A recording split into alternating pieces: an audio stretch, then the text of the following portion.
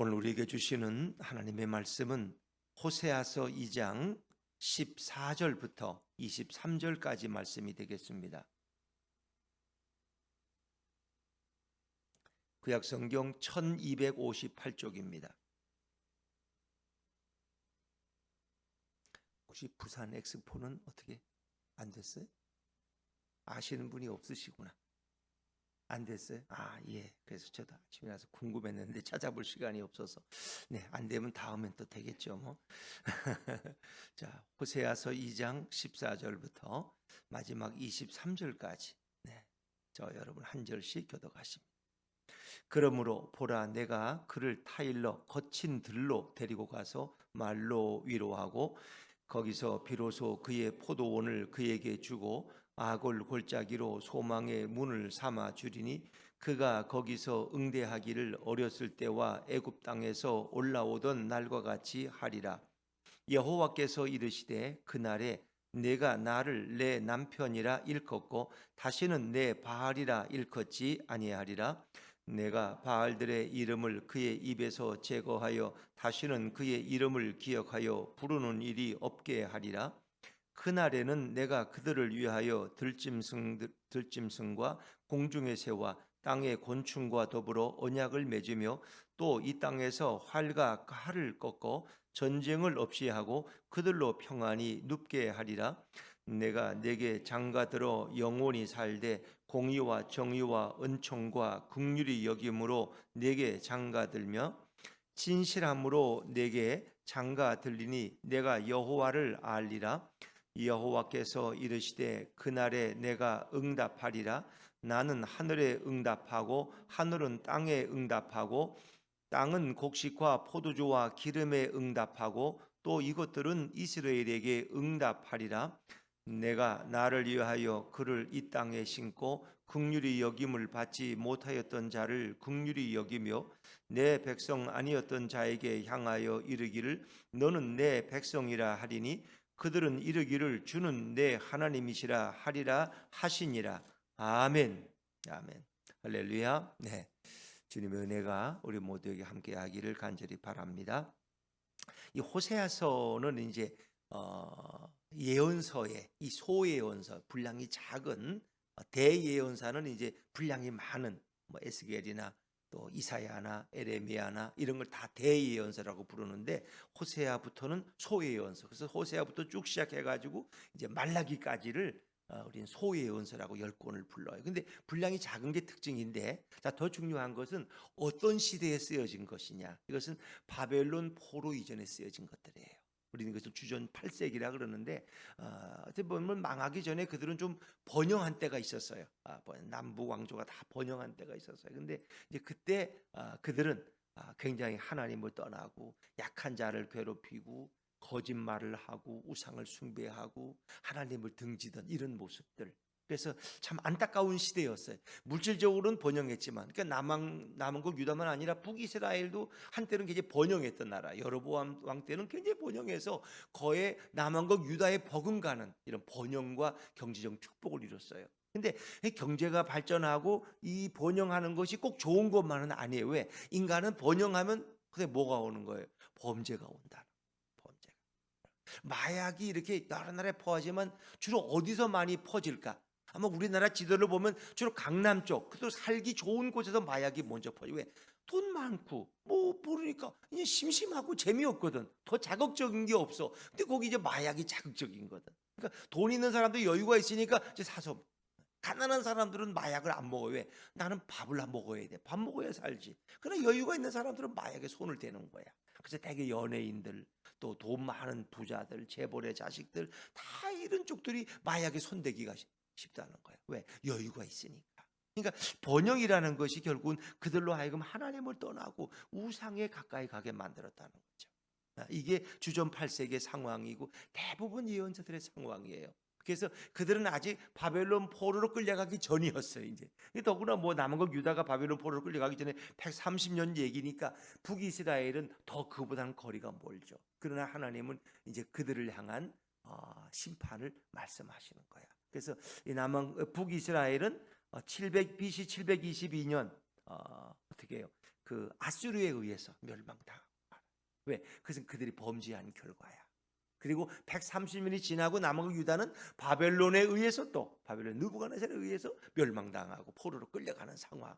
이제 그런 상황은 서로 맞물려 있어요. 그래서 남북이 다 비슷한 상황인데 거기에 비하면 남쪽은 조금 나중에 망하죠. 그게 조금 난 거야 영적으로. 근데 북이스라엘은 더 많이 부패했어요. 더 많이. 그래서 지금은 여로보암 왕 시대에 호세아란 선지자에게 하나님 말씀하셨는데 그 예언의 내용이 한 가정의 이야기로 시작된다는 거예요. 그래서 호세아는 고멜이라는 바람난 여자, 이 창녀와 같은 여인을 자기 아내로 삼았는데 이 여자가 계속 나가서도 바람을 피워. 그러면 호세아가 가서 또 그 부인을 또 데려와.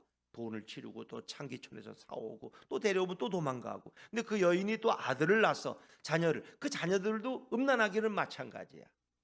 이것은 이스라엘이 부모가 자식을 낳아도 계속해서 악을 쌓아가는 그런 모습이에요. 근데 하나님은 그들을 징계하신다는 거예요. 결국 아수르에서 망하고 남은 것 유다는 바벨론에서 망하고 이제 하나의 그 징계의 과정이죠. 그런 징계를 통해서 하나님은 그들을 새로운 백성으로 변화시키시겠다는 거예요.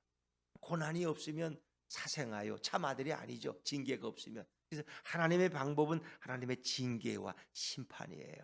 그래서 이제 앞에까지 쭉 그들의 죄악이 쭉 설명돼서 하나님이 주신 뭐 그 귀고리와 폐물로 오히려 그들은 사랑하는 자를 따라가서 나를 잊어버렸어. 그게 이스라엘의 죄악이야. 자, 우리 2장 13절 말씀, 어제 나눴던 말씀이겠지만 2장 13절을 한번 읽어보죠. 다시 시작. 그가 귀고리와 폐물로 장식하고 그가 사랑하는 자를 따라가서 나를 잊어버리고 향을 살라 바알들을 섬긴 시일대로 내가 그들에게 벌을 주리라. 여호와의 말씀이니라. 이 귀고리와 폐물과 장식은 우리 여자분들, 여자 집사님들 차고 있는 귀고리와 폐물과 장식은 누가 사준 거예요? 그 남편이 사준 거지. 결혼식 할 때 남편이 사준 거. 근데 그걸 가지고 와서 오히려 바알들을 섬긴다. 이혼 외간 남자를 섬기는 걸 생각해 보세요.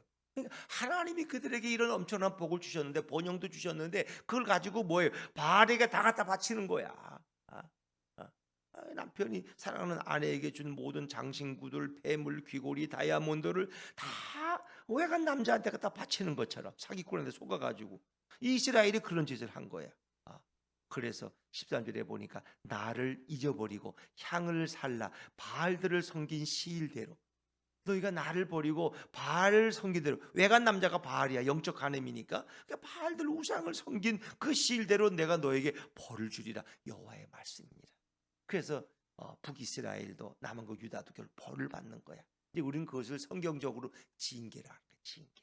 하나님은 오늘도 징계하시는 하나님이시다.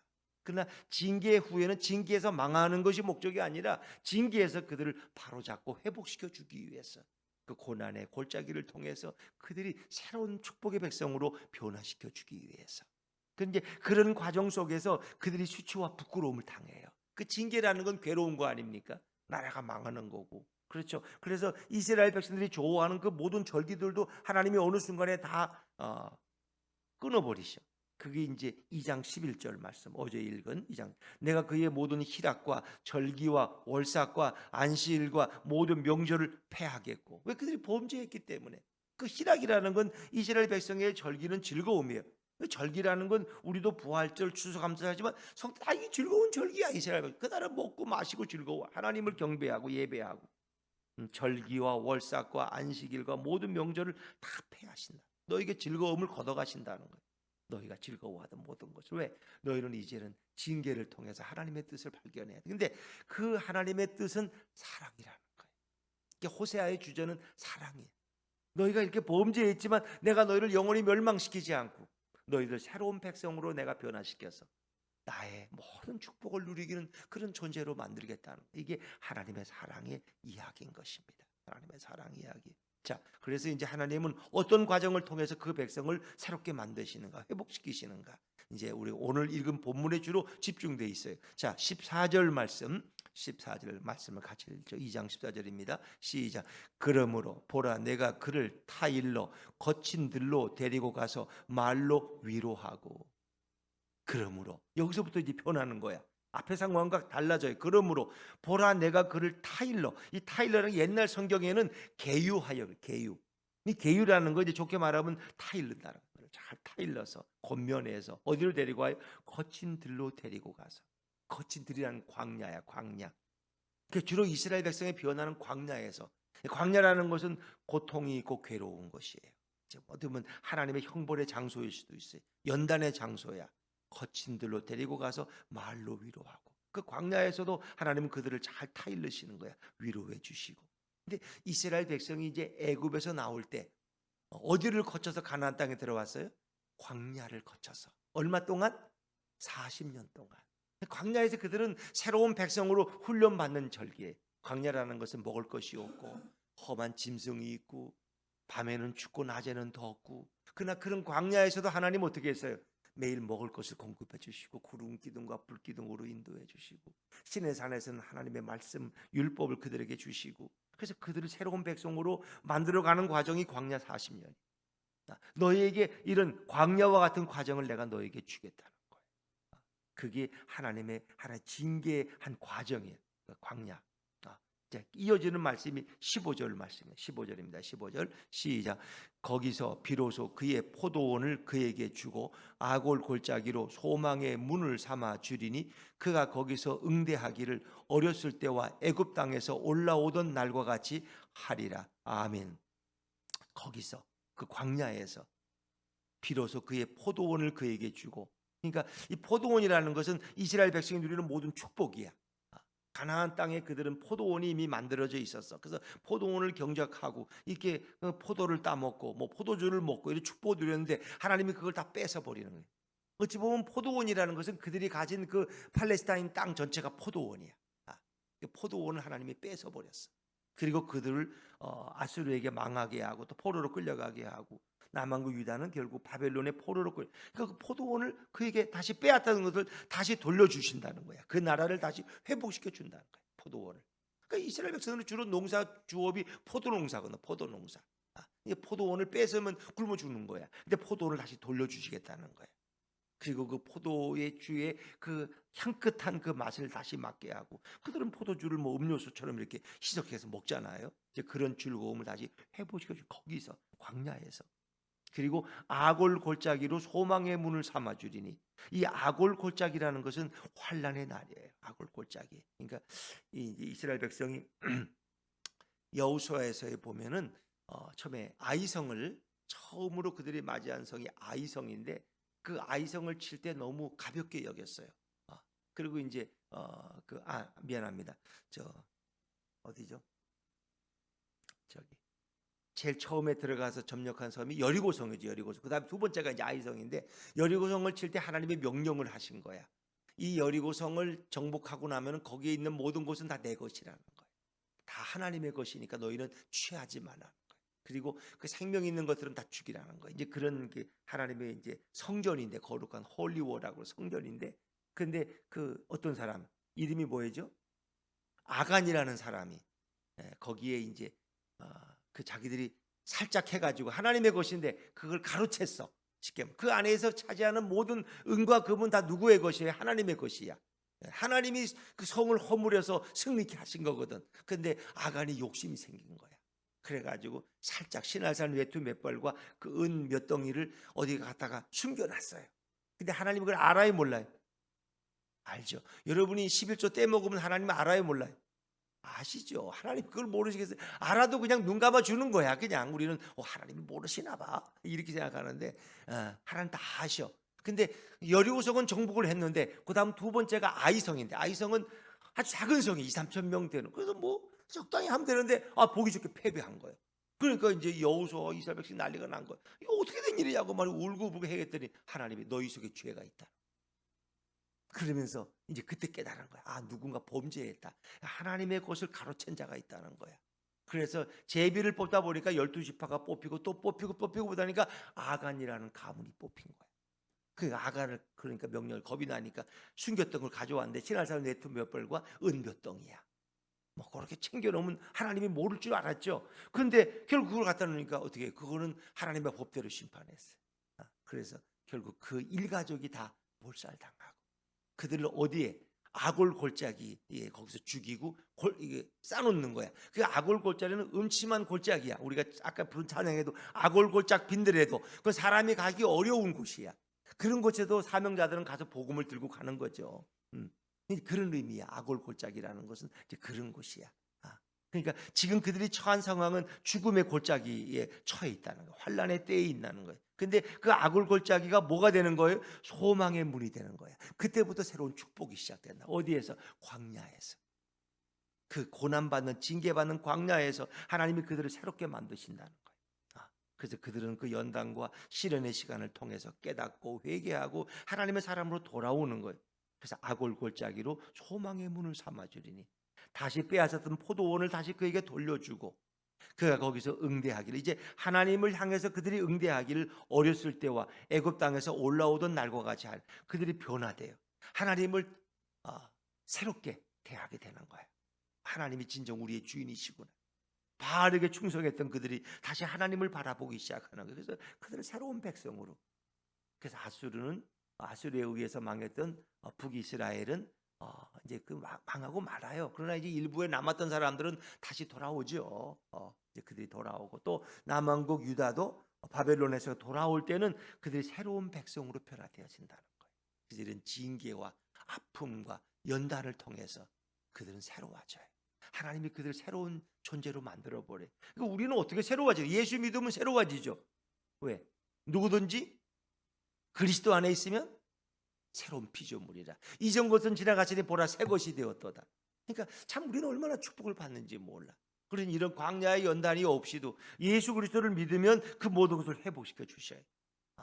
그러나 하나님은 지금도 믿는 자들이 잘못할 때는 연단의 시간을 거치게 하시죠. 근데 그때는 예수님이 오시기 전이야. 그래서 그들은 그 죄값을 다 치러야 돼. 언제까지? 향을 살라 바알들을 섬긴 시일대로 내가 그에게 벌을 주리라. 여호와의 말씀이라. 13절에 그러시잖아요. 그래서 이제 그런 과정이 필요한 역사 속에. 그러니까 앞으로 닥칠 일들을 이제 미리 호세아 예언자가 예언하고 있는 거예요. 자기 가정의 이야기를 통해서 얼마나 타락했던지, 그들이 고멜이 얼마나 타락한 여인인가를 보여주는, 고멜이라는 것은 이스라엘 백성 전체를 가리키는 그들의 타락을 설명하기 위해서 이렇게 고멜이라는 과 호세아의 가정의 예를 들고 계시는 거예요. 그런데 이제 그들이 이런 징계를 통과하고 다시 이제 회복될 때 그 모든 상황이 바뀌어요. 자, 16절 말씀입니다. 16절 같이 읽죠. 시작. 여호와께서 이르시되 그날에 내가 나를 내 남편이라 일컫고 다시는 내 바알이라 일컫지 아니하리라. 그날, 이 그날이 어떤 날일까? 회복되어 돌아오는 날. 회복되어 돌아오는 날. 다시 말하면 그날은 예수님이 우리를 통치하시는 그날. 이 두 가지 의미가, 역사 속에서는 이스라엘 백성이 회복되는 날, 역사 속에서 회복되는 날이고, 영원한 이제 영적인 의미로 보면은 예수 그리스도가 오셔서 우리를 당신의 나라로 인도하시는 그날에. 그래서 메시아의 시대가 오면, 메시아의 날이 오면 네가 나를 내 남편이라.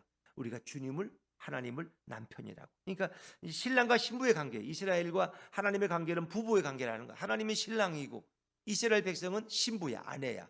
근데 이 아내가 자꾸 바람을 피우는 거야. 몸을 더럽혀.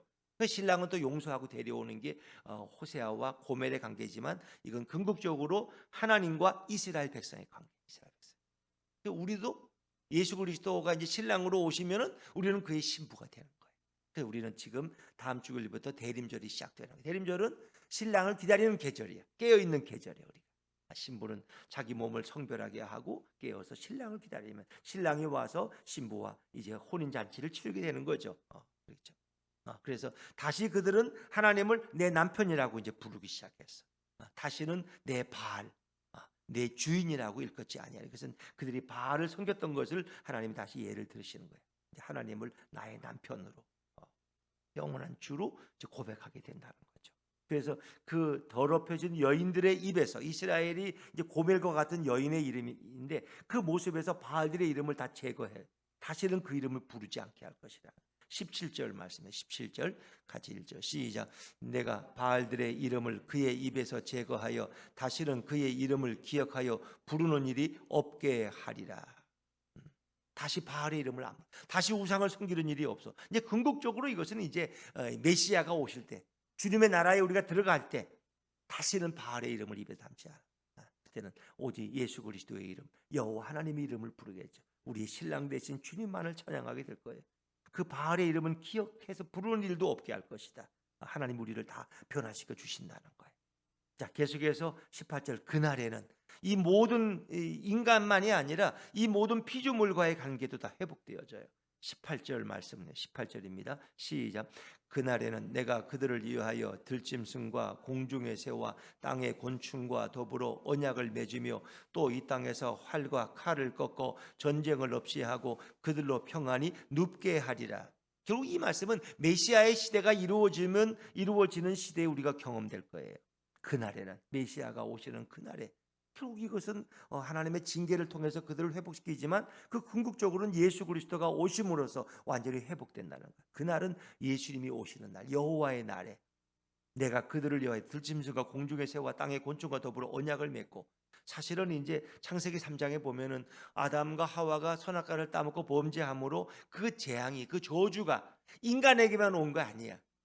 인간은 뭐 이제 성경에 보면은 뭐 땀을 흘리고, 여자는 뭐 해산의 고통을 겪고, 또 땅은 뭐예요? 엉겅퀴를 내고 땀을 흘려야 벌어먹고, 또 그리고 모든 짐승들까지도 다 이게 어찌 보면 그 저주 아래 들어가는 거예요. 저주 아래.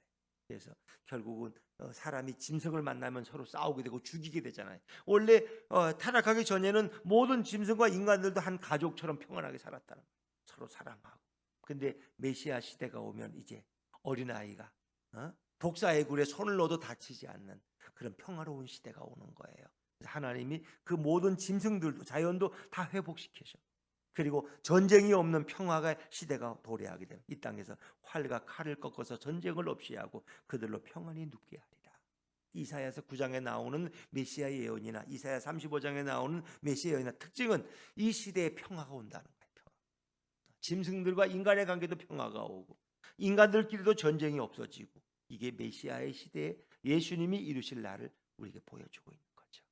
그래서 이 모든 하나님의 이 징계 이후에는 이렇게 놀라운 평화의 때를 그들에게 줄 것이다. 그리고 거기에 공의로운 나라가 세워져요. 영원한 언약을 이제 하나님이 이스라엘 백성과 세워서 그들을 영원한 평화로 이끄시는데, 자, 그것이 이제 19절 20절에 이어지는 말씀이거든요. 자, 19절 20절을 같이 이어서 읽어보죠. 시작. 내가 내게 장가들어 영원히 살되 공의와 정의와 은총과 긍휼이 여김으로 내게 장가들며 진실함으로 내게 장가들리니 내가 여호와를 알리라. 아멘. 이건 뭐 재혼이라고도 표현하기도 어렵지만, 이 장가라는 건 이제 하나의 그 부부가 혼인 서약을 맺는 거잖아요. 그렇죠? 서로 장가들고 결혼하고 뭐 출가한다, 이런 표현들은, 그래서 다시 하나님과 이스라엘이 다시 부부의 관계가 된다는 거예요. 다시 진정한 언약이 이루어지는 거예요. 이제 부부의 혼인 서약 같은 게 다시 이루어지는 거예요.